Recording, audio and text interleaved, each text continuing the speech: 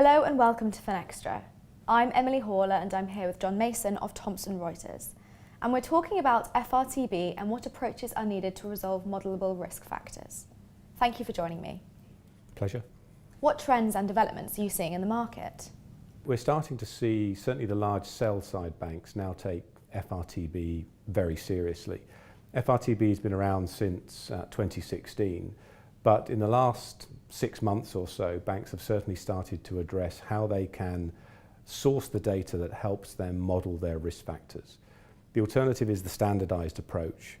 Some organisations feel that FRTB is perhaps trying to encourage organisations to adopt a standardised approach, but certainly the larger organisations want to continue using their internal models, and that means they need to understand how they can map those internal models and those internal risk factors to the market data that FRTB requires. Why do you think the industry is considering alternate solutions? The implications of the amount of capital that an organisation may have to set aside are very large numbers that are being talked about within the industry.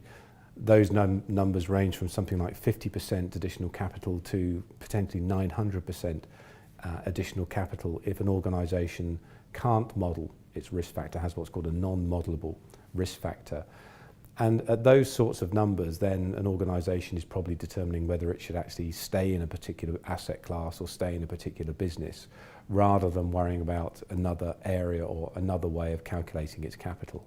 So organisations are looking at how they can model their risk factors, prove out to the regulator that they're justifiable, so that they don't necessarily have to put the huge amounts of capital aside that they're concerned about at the moment. So how do you think the market will respond overall to FRTB? I think the larger organisations will look to utilise their own models. That's something we've had from numerous meetings with clients where there's a real desire to continue to use their own risk factors and their own models.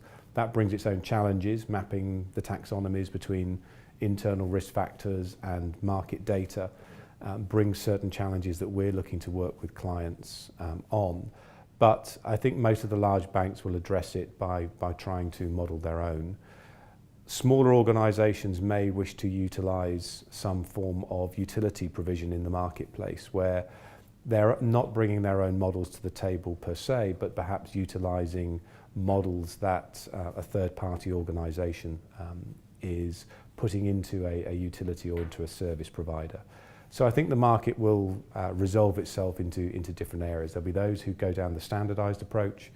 There'll be those that I think may use an industry utility to provide the information and the modelable side of things that they're after. And then there'll be the large organisations who look to utilise their own models, but against a standard data set. John, thank you very much. My pleasure. And thank you for watching.